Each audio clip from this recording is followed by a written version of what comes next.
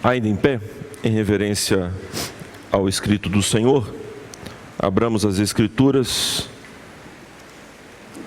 em João, no Evangelho de João, no capítulo de número 11.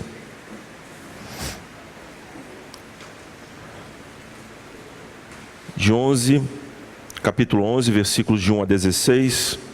Eu lerei e peço aos irmãos que acompanhem com bastante atenção, crendo que Deus já nos fala por intermédio da leitura da sua palavra. Assim diz então o Espírito do nosso Senhor Jesus Cristo. Havia um homem chamado Lázaro. Ele era de Betânia, do povoado de Maria e de sua irmã Marta. E aconteceu que Lázaro ficou doente. Maria, sua irmã, era a mesma que derramara perfume sobre o Senhor e lhe enxugara os pés com os cabelos. Então as irmãs de Lázaro mandaram dizer a Jesus: Senhor, aquele a quem amas está doente. Ao ouvir isso, Jesus disse: essa doença não acabará em morte. É para a glória de Deus, para que o Filho de Deus seja glorificado por meio dela. Jesus amava Marta, a irmã dela, e Lázaro. No entanto, quando ouviu falar que Lázaro estava doente, ficou mais 2 dias onde estava. Depois disse aos seus discípulos: vamos voltar para a Judéia. Estes disseram: Mestre, há pouco os judeus tentaram apedrejar-te, e assim mesmo vais voltar para lá? Jesus respondeu: o dia não tem 12 horas? Quem anda de dia não tropeça, pois vê a luz deste mundo. Quando anda de noite tropeça, pois nele não há luz. Depois de dizer isso, prosseguiu dizendo-lhes: nosso amigo Lázaro adormeceu, mas vou até lá para acordá-lo. Seus discípulos responderam: Senhor, se ele dorme, vai melhorar. Jesus tinha falado de sua morte, mas os seus discípulos pensaram que ele estava falando simplesmente do sono. Então lhes disse claramente: Lázaro morreu, e para o bem de vocês estou contente por não ter estado lá, para que vocês creiam. Mas vamos até ele. Então Tomé, chamado Dídimo, disse aos outros discípulos: vamos também para morrermos com ele. Podeis assentar-vos, vamos orar.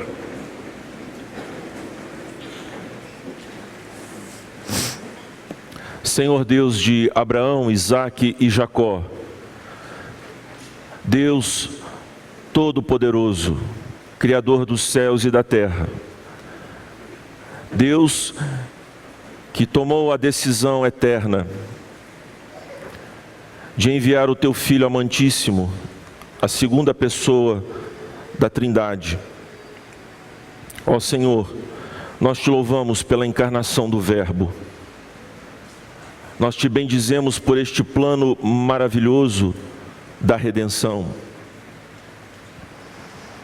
Queremos, ó Deus, por meio da Tua palavra, desfrutarmos ainda mais deste conhecimento que nos vem por meio da iluminação do Teu Espírito ao lermos as Escrituras. Queremos compreender quem é o Senhor, quem é o Teu Filho Jesus Cristo, pois sabemos, ó Deus, que nisto consiste a vida eterna. Que nós venhamos a nos deleitar nesta manhã bendita com o conhecimento do Teu Filho Jesus, e através deste conhecimento venhamos a dar glórias ao Teu nome bendito. Abre os nossos olhos, ó Deus, de modo que venhamos não apenas a entender aquilo que o Senhor imprimiu pelo Teu Espírito nas páginas das Escrituras, mas que esta palavra, ela realmente mude as nossas vidas, transforme os nossos corações, renove os nossos pensamentos e nos conduza pela vereda da justiça.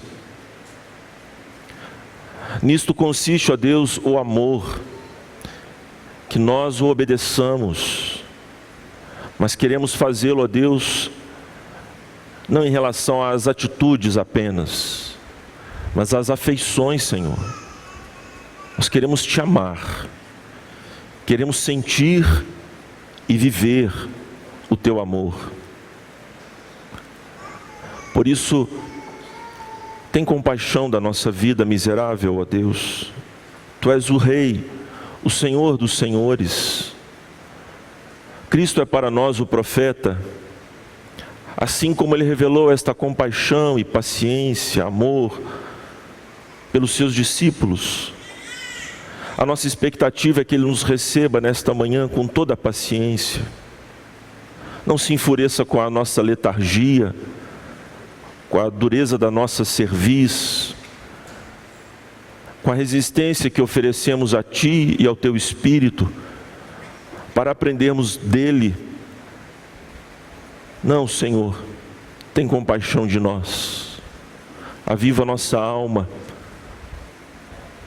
nos envolve e nos protege, ó Deus, debaixo das Tuas asas, nos acolhe, para que, à medida que ouvimos o Senhor, a Tua voz, possamos prosseguir em nossa carreira cristã. Dá-me, ó Senhor, em nome do Teu Filho Jesus, sabedoria, graça, para anunciar a Tua palavra aos meus irmãos. Senhor, as Tuas ovelhas não vieram para me ouvir. As Tuas ovelhas não estão aqui para ouvir a sapiência do homem. Elas vieram para ouvir a voz de Cristo. Dá a elas, ó Deus, a voz de Teu Filho, a voz do nosso profeta. Apesar de mim mesmo, ó Deus, o Senhor bem sabe que nada tenho que me recomende a Ti, a fim de que o Senhor me ouça e os meus irmãos sejam edificados. Tudo que peço é no nome do Teu Filho Jesus. E Ele mesmo nos encorajou a Te pedir no nome dEle, para que recebamos e a nossa alegria seja completa. E a nossa alegria consiste, ó Deus, exatamente na glorificação do Teu nome. Porque se almejamos a glória de nós mesmos, somos miseráveis e repugnantes à Tua vista. E nós temos entendido de fato que é a Tua glória que está em jogo. E é a ela que apelamos para que o Senhor nos ouça. Exalta o Teu nome, ó Deus. Magnifica a Tua palavra e faça-nos bendizer a Ti, exaltar-Te, ó Deus, neste dia glorioso. Assim confiadamente oramos, em nome do Filho de Deus, o nosso Rei, o nosso profeta e o nosso sumo sacerdote. Amém. Irmãos, o Messias se revela através da morte. Não da morte dele a esta altura do Evangelho de João, mas a morte de Lázaro. Esta narrativa que temos então diante de nós, que vai do capítulo de número 11 até o seu final, dividida em dois atos com várias cenas. Nós temos o primeiro ato, que vai do capítulo, o versículo de número 1 ao versículo de número 16, quando o Senhor Jesus recebe a notícia de que Lázaro está gravemente enfermo, e o próprio Senhor Jesus sabe que Lázaro morre. Depois então, nos versículos de número 17 a 37, nós temos o encontro de Jesus com as irmãs de Lázaro. E em toda esta trajetória, nesta cena muito triste, de desesperança da parte daquelas irmãs, o Senhor Jesus se dá a conhecer. Ele está falando com essas irmãs, se compadece delas e até mesmo chora copiosamente. Depois a seguir, meus irmãos, nós temos de fato a ressurreição de Lázaro, do amigo que Jesus tanto ama. E daí João prossegue para o segundo ato, quando esta ação de Cristo, este sinal portentoso da parte do Filho de Deus, agrava ainda mais as conspirações das lideranças judaicas para tirar a vida do Senhor Jesus Cristo. Ironicamente, mas nós sabemos muito bem que este é o propósito do Senhor, aquele que dá vida é o que tem a sua própria vida ameaçada. E a vida de Cristo ninguém a tira dele, ele mesmo espontaneamente a dá. Mas João quer nos mostrar como que a atitude humana, a arrogância humana, revelada cada vez mais forte nesta passagem do Evangelho, como que os homens atentaram contra o Senhor Jesus Cristo. Aquele que eles deveriam adorar é este mesmo que eles odeiam, por conta dos seus pecados e a dureza dos seus corações. Este momento então, o Senhor Jesus, no versículo de 1 a 16, recebe a notícia de que Lázaro está enfermo. Como vimos no capítulo de número 10, eu peço aos irmãos que releiam comigo o trecho final do capítulo de número 10. Então Jesus atravessou novamente o Jordão e foi para o lugar onde João batizava nos primeiros dias do seu ministério. Ali ficou e muita gente foi até onde ele estava, dizendo: embora João nunca tenha realizado um sinal milagroso, tudo o que ele disse a respeito deste homem era verdade. E ali muitos creram em Jesus. O Senhor Jesus, meus irmãos, ele retorna para esta região do Jordão, e ali está pregando, e contrariamente àquilo que acontece no capítulo de número 10, como vimos, onde os judeus desesperadamente perguntam a Cristo Jesus quem é o Senhor, se ele é de fato o Messias. O Senhor Jesus vai além e diz que ele não é apenas o Messias, mas ele é o próprio Deus encarnado, ao que então os judeus respondem de forma ríspida e querem apedrejar o Senhor Jesus. A incredulidade está então estampada, mas ao mesmo tempo o Senhor Jesus se desloca, escapando providencialmente da parte do Senhor, para proteger a sua vida, e vai a uma região na mesma Judeia, porém ali ele recebe ele é recebido com fé, com confiança. Não quer dizer que todos creram nele. E agora, esses que estão crendo no Senhor Jesus, é como que uma região de conforto para o mestre. Ele está sendo ovacionado no próprio terreno inimigo. A Judeia é uma região onde os fariseus praticamente dominam, eles são hegemônicos neste cenário religioso de Israel, em Jerusalém. O Senhor Jesus recebe uma notícia de que Lázaro está enfermo.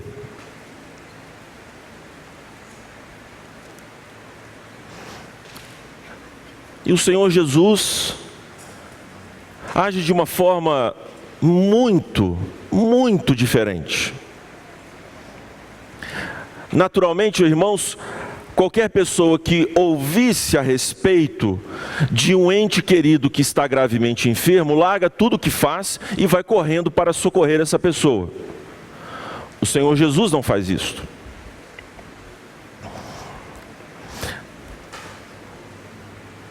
Obviamente, qualquer pessoa que sabe a respeito da hostilidade que alguns homens têm em relação ao que ele diz e faz, como é o caso de Jesus, obviamente não vai ir para esta região, para este local, vai permanecer onde está. É a resposta humana mais conveniente, mais natural. Mas também parece que o Senhor Jesus não faz isto. O que ele quer então fazer? Qual é o seu objetivo? O que de fato o Senhor Jesus tem em mente nas suas ações, que são de fato aos olhos humanos estranhas? são excêntricas, fora do centro normal de ação de qualquer pessoa. O que ele quer fazer? Veja, no versículo de número 2, Maria, sua irmã, era a mesma que derramara perfume sobre o Senhor e lhe enxugara os pés com os cabelos. A narrativa bíblica, meus irmãos, tem várias vezes esta ação. O narrador nos dá pistas, ou então alguns detalhes que ele quer chamar a nossa atenção. Enigmaticamente aparece aqui Maria, e o nosso narrador, o apóstolo João, diz que ela vai derramar um perfume. Ele antecipa este fato para adentrá-lo mais adiante, no capítulo de número 12. Porque o nosso narrador quer que fiquemos atentos.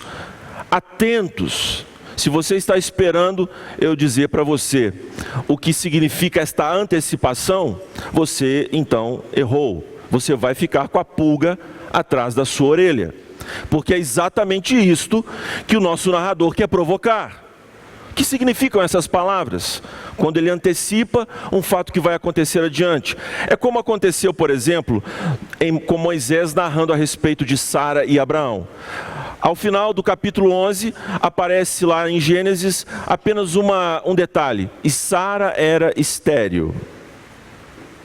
Depois nós vamos entender que este dado é muito importante para percebermos a grandeza do milagre de Deus. Como que esta mulher dará à luz, uma vez que o Senhor promete a Abraão que ele terá uma descendência gloriosa. Ela é estéril, como que esse problema será resolvido? Então aqui mais uma vez o nosso narrador, irmãos, ele nos provoca a curiosidade. Maria vai ungir Jesus para a sua morte. Mas ela mesma está desesperada com a morte, ou a iminente morte do seu querido irmão que está enfermo. As irmãs mandam então dizer a Jesus: Mestre, aquele a quem amas, e isso está sublinhado. Nós temos uma relação, Senhor. O Senhor se lembra? Alguns ficam curiosos, porque várias vezes o próprio João diz que Jesus, ele se refere a si próprio como aquele a quem Jesus amava. E as pessoas dizem assim: essa é uma referência arrogante de João, pois ele está dizendo a respeito da relação específica, especial que ele tinha com João. Eu não creio que se trata disso, porque o próprio Senhor Jesus diz que ele amou os seus discípulos e os amou até o fim. E esta é um dado muito importante nesses versículos que estão aqui adiante, irmãos. Nós vamos ver esta contraposição, o ódio crescente dos inimigos de Cristo e os apelos, as ordens e as descrições do amor de Jesus pelos seus discípulos, o amor de Jesus por todos aqueles que pertencem ao colégio apostólico, e a afeição que deve haver entre os discípulos, reciprocamente, manifestando o próprio amor de Deus em seus corações. Eu creio sim que Deus tem pessoas cuja comunhão é mais íntima, mais profunda. Nós temos isso descrito nas páginas das Escrituras de forma contundente. O Deus que é o objeto do amor, por ser fonte do amor, é Ele que estabelece a extensão da comunhão que os homens têm com Ele. Ele tem servos muito íntimos e outros nem tanto. E não é por conta dos méritos desta pessoa, mas é porque Ele definiu assim. Eu não subi ao terceiro céu, Paulo subiu. Não obstante a este fato de que Deus tem comunhão específica e íntima com alguns, o que João, meus irmãos, quer nos mostrar é que este termo, o modo dele se referir, e as próprias irmãs se referem à relação que tem com Jesus, é algo de gratidão, é especial, está sendo sublinhado. Em outras palavras, elas querem dizer: Senhor, socorre-nos, nós te amamos, nós sabemos que o Senhor tem poder para salvar a vida do meu irmão. Vem rápido, age, Senhor. Nos coloquemos na cena, irmãos. Aqui está o pedido de duas irmãs com um irmão. Eles são órfãos, eles não têm a quem recorrer, eles não têm grandes recursos deste mundo, estão carentes, privados da presença de Jesus naquele instante, e querem a presença do Mestre de qualquer maneira. O Senhor Jesus responde, e então é revelado o seu propósito. E eu quero chamar a sua atenção então para aquilo que nós temos mostrado nesta manhã para os queridos. Essa doença não acabará em morte, é para a glória de Deus. Atentai, quando nos é dito que o Senhor Jesus entende esta situação para a glória de Deus, está se reportando João ao prólogo, aquilo que está no início do Evangelho. E vimos a sua glória, glória como do unigênito do Pai. Está se falando a respeito da manifestação do próprio Deus através da pessoa de Jesus Cristo. Obviamente, irmãos, este ato é alvo da adoração da igreja, do louvor da igreja, mas a preocupação de João é mostrar que trata-se de mais um sêmeon, mais um sinal, o mais contundente de todos até agora. Aquele que de fato enfia no peito dos fariseus uma lança poderosa quanto ao poder de Cristo, a sua origem, a sua glória, que não se trata jamais de um homem apenas comum, mas do Verbo encarnado. O Senhor Jesus, no capítulo 10, falou a seu respeito, e a relação que ele, Jesus, tem com os milagres e vice-versa. Quero relembrá-los. Jesus respondeu no versículo 25: eu já lhes disse, mas vocês não creem. As obras que eu realizo em nome de meu Pai falam por mim. E então o Senhor Jesus, neste contexto, ele diz: é para a glória de Deus, para que o Filho de Deus seja revelado, glorificado por meio dela. No versículo 5, Jesus amava Marta, a irmã dela, e Lázaro. Infelizmente, irmãos, nós temos que nos habituar a isto, e eu creio que a aliança tem crescido em maturidade para compreender algumas dificuldades que as traduções apresentam, e nós precisamos observar os pontos fortes que a NVI nos oferece, assim como também os seus pontos fracos. E aqui nós temos um ponto complicado, porque ela faz um contraste indevido no texto, e perde de vista algo muito importante para nós nesta manhã. Ele diz assim: Jesus amava Marta e a irmã dela e Lázaro. No entanto, quer dizer, apesar de Jesus amar, ele não foi. Mas não é isso que João quer dizer. A Ara traduz assim: quando, pois, ouviu falar que Lázaro estava doente, ficou mais 2 dias onde estava. O fato de Jesus, atentai, o fato de Jesus permanecer é para demonstrar o seu amor. É para demonstrar o seu amor. Aí um leitor desavisado diz: mas não pode ser, ele deveria ir. Mas é justamente o contrário. Porque aqui está se desenrolando não o seu, o meu, ou o plano da família de Lázaro, mas o plano dos altos céus. E os caminhos de Deus são inescrutáveis. Os seus desígnios são desafiadores. Deus, muito melhor do que qualquer roteirista de Hollywood, sabe fazer um drama. E o drama está conectado a esta revelação da sua sabedoria infinita, de através de um ato resolver tantos outros. E é isso que faz de Deus este ser tão atraente, tão desejoso, e que nos esmaga e joga ao chão, por conta da sua majestade, da sua glória, do seu poder. É porque Cristo ama esta família que Ele permanece.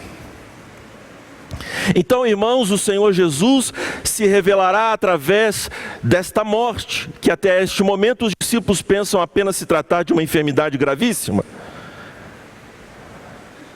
O Senhor Jesus permanece, porque além dos seus planos para revelar a si mesmo, o Senhor Jesus também quer ensinar aos seus discípulos. Esta então é a segunda lição que nós temos aqui do texto bíblico. O Senhor Jesus quer se revelar. Esta é a intenção de João pelo Evangelho todo. E quer ensinar os seus discípulos. E quer nos ensinar, meus irmãos. Quem é o Senhor? E como nós devemos agir? Então segue-se agora, irmãos, 2 diálogos de Cristo Jesus com os seus discípulos. O primeiro revela medo, atitude natural, humana. O Senhor, os nossos queridos irmãos, os discípulos queridos de Jesus, dizem no versículo de número 8: estes disseram: mestre, há pouco os judeus tentaram apedrejar-te, assim mesmo vais voltar para lá? É interessante, não é verdade? Como que nós nos vemos na vida dos discípulos. O Senhor Jesus acabou de bradar, de uma forma completamente estranha, não é? Quando você fica sabendo de uma enfermidade de um ente querido, o que você faz? Deus do céu, tem misericórdia, Senhor. Deus amado, não é assim? A gente reage assim. Jesus exulta, se alegra. E os discípulos, carnalmente, pensando das coisas dos homens, cogitando das coisas da terra: mestre, agora é hora do Senhor se proteger. Agora não é hora do Senhor se expor. O Senhor Jesus, mais uma vez, Ele crava e deixa claro com quem os discípulos estão andando. Ele é a luz, não há por que temer. Ele é o verdadeiro amor que lança fora o medo. Quem está com Ele está na melhor companhia, porque está na companhia de Deus. Não há motivo algum dos homens temerem os homens. Aqueles que estão com o Senhor Jesus se tornam destemidos, valentes. Sobre eles está a valentia do Espírito, aquela que alimentou Davi, aquela que alimentou Elias, aquela que alimentará a Pedro, a Paulo, a João. Os covardes discípulos que negam conhecer a Jesus após a sua crucificação, depois do Pentecostes se tornarão homens valentes, corajosos, sem temer a homem algum, porque eles viram que Jesus venceu a morte.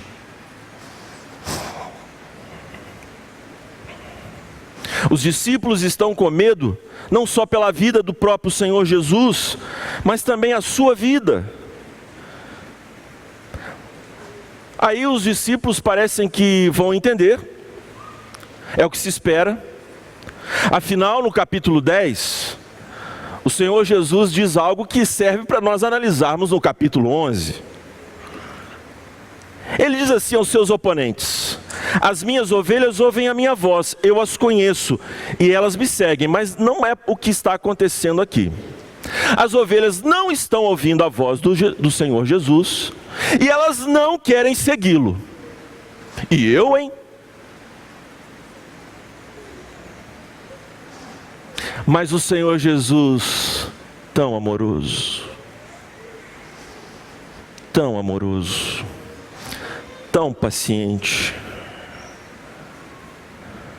Depois de dizer isso, versículo 11, prosseguiu dizendo-lhes: nosso amigo Lázaro adormeceu, mas vou até lá para acordá-lo. Seus discípulos responderam: Senhor, se ele dorme vai melhorar. Irmãos, a cena é triste, mas o contraste de humor é inevitável. É inevitável. As ovelhas ouvem a minha voz, certo? Quer dizer, o Senhor Jesus está falando de dimensões espirituais gloriosas, do seu poder, de ressuscitar Lázaro. Ele diz abertamente, ele vai trazer a vida àquele corpo inerte. E eles acham que se trata apenas de algo injustificável. Não precisa, Senhor, se ele vai melhorar. E Jesus diz claramente, Jesus tinha falado de sua morte, mas os seus discípulos pensaram que ele estava falando simplesmente do sono. É inconcebível, irmãos. Agora, isso não é a aplicação da mensagem, mas nós podemos sim nos colocar no lugar dos discípulos. Irmãos, nós não somos assim meio topeiras como esses discípulos. O Senhor Jesus está falando de aleluia, a gente está entendendo glória a Deus. Isso não é aplicação, isso é nós nos identificarmos com a narrativa. Nós estamos sempre prontos para perguntas imbecis. E ficamos chateados quando as pessoas nos respondem com respostas idiotas. Mas essa não é a conduta do mestre. O mestre diz claramente, versículo 14: Lázaro morreu. E olha o que ele fala, que coisa mais linda. E para o bem de vocês, estou contente por não ter estado lá. O que eu vou fazer vai revelar quem eu sou e vai ensinar vocês algo maravilhoso a meu respeito. E isto vai ampliar a confiança de vocês. Em outras palavras, o Senhor Jesus diz que toda aquela ocorrência desesperadora tem por objetivo revelar claramente a sua glória. Mas anexado a esta lição maravilhosa, meus irmãos, está o benefício espiritual dos seus discípulos. Está atado com um bom nó a glória de Deus e o benefício do seu povo. A glória de Deus é o que beneficia o seu povo. O Senhor Jesus exulta, porque a esta altura, ele recebe a mensagem celestial, como profeta que é. Lázaro está morto. O Senhor Jesus tem que permanecer então ali 2 dias, para que isto ocorra, a situação se agrave ainda mais, a situação se torne realmente desesperadora, irremediável sob o ponto de vista humano. É preciso que haja este agravamento, de sorte que o agravamento proporcionará a glória do Cordeiro de Deus, a glória do Filho de Deus. E aí, como se não bastasse, nós temos esse versículo temerário do incrédulo Tomé. Nós sabemos que Tomé é incrédulo. Eu preciso tocar para ver Jesus. Nós sabemos isso. Então Tomé, chamado Dídimo, mais uma pista de João. Então Tomé, chamado Dídimo, disse aos outros discípulos: vamos também para morrermos com ele. Haha. Vamos morrer. Que coragem, hein? Que coragem. Até parece. Lá em Minas tem um termo que chama desgaia. Vazar na braquiara. Irmãos, esses homens, eles são temerários. O Senhor Jesus sabe disso e os leva com ele. Eles sabem que, o Senhor Jesus sabe que eles vão vazar na braquiara, que eles vão desgaiar, que eles vão fugir. Você percebe então aonde João quer nos levar? O amor do Senhor, a compaixão de Jesus, o seu cuidado com o rebanho ignorante. As suas ovelhas parecem que não ouvem a sua voz, entendem tudo ao contrário. O Senhor Jesus está falando de um benefício espiritual tremendo e eles caem nesta atitude equivocada. Medrosos, agora corajosos. Estúpidos e agora posando de sábios. Pois então, irmãos, o nosso evangelista quer nos mostrar que é o Senhor que sabe os pensamentos que tem a respeito do seu povo. Os pensamentos do Senhor são mais altos do que os nossos pensamentos. Diz o profeta Isaías, aqui está se delineando aos nossos olhos a providência de Deus, que põe em marcha o seu decreto, que governa, cuida das circunstâncias. Thomas Watson, o grande puritano, ele compara a providência de Deus a uma oficina de um ferreiro. Quando nós adentramos a oficina de um ferreiro, diz Watson, nós estranhamos os seus objetos de trabalho, as suas ferramentas. São estranhas, arqueadas.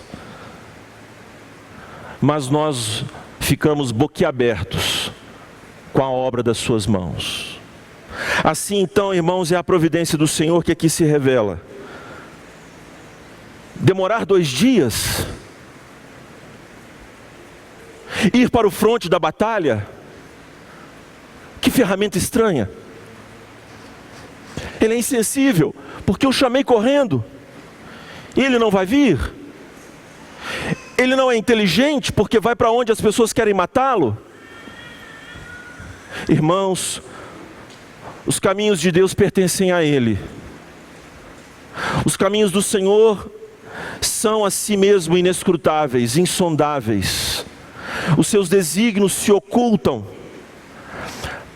E na medida que nós vamos observando a sua providência no decorrer do tempo e do espaço, nós ficamos boquiabertos com a obra que Ele tem feito, não apenas fora de nós, mas sobretudo dentro de nós.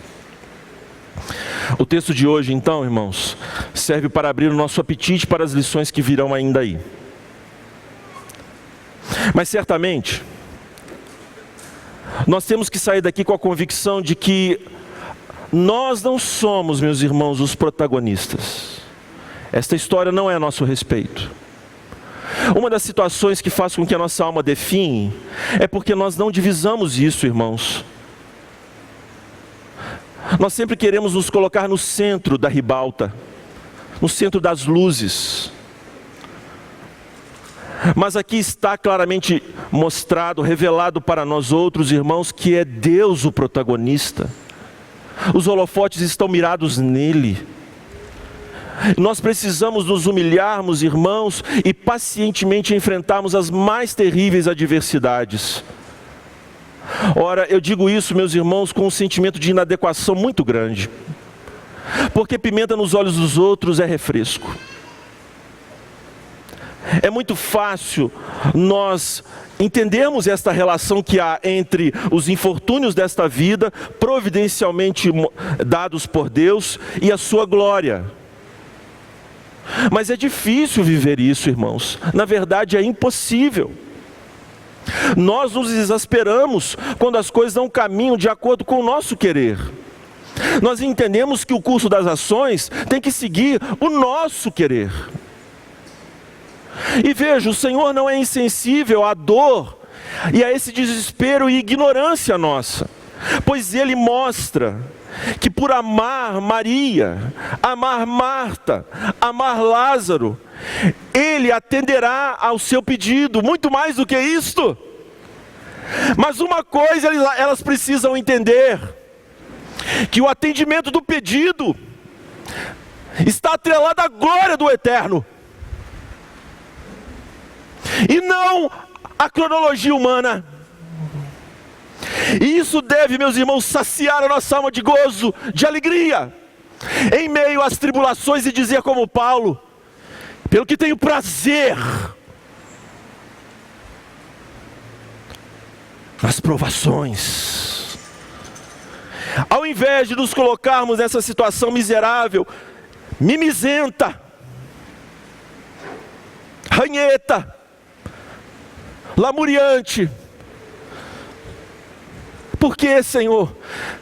Eu sei, irmãos, o Senhor Jesus tolera, mas, irmãos, não pensemos nós que isso não o desagrada. A murmuração desagrada ao Senhor. Irmãos, eu vou te falar, viu? O pecado miserável, que é o de murmurar. A ansiedade, então, irmãos, se torna uma bruxaria. A ansiedade, meus irmãos, é uma idolatria terrível, porque nós, ansiosos que ficamos, muitas vezes, queremos transformar o curso das ações, acrescentar algo a elas, ou diminuir. Esta deve ser a nossa confiança nesta manhã, meus queridos, de que os planos de Deus concorrem para o nosso bem. Como diz o Catecismo de Heidelberg, o nosso único conforto na vida e na morte é que eu pertenço ao meu Senhor, o meu Salvador. Irmãos, vejam como somos tolos, letárgicos. Eu gosto de filosofia, os irmãos sabem. E um dos pilares da filosofia realista, a filosofia clássica, é de fato a percepção do senso comum. Não dá para voar, mas tem gente que acha que pode voar. Não dá para mudar de sexo, mas tem gente que acha que pode. Não dá para ser infinito, porque a morte está aí e nos mostra a finitude. Então os filósofos, quando não estão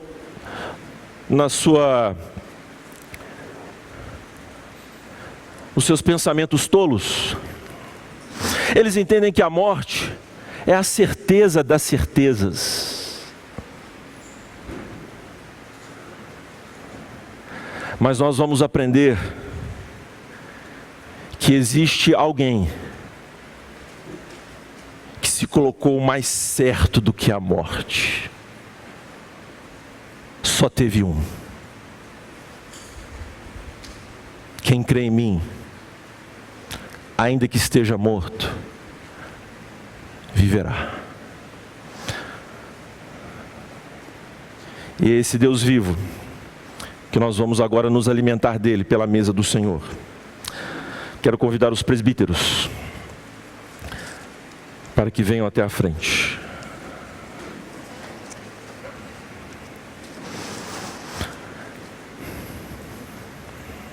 Também aos nossos irmãos diáconos, para que nos ajude na distribuição dos elementos da ceia do Senhor.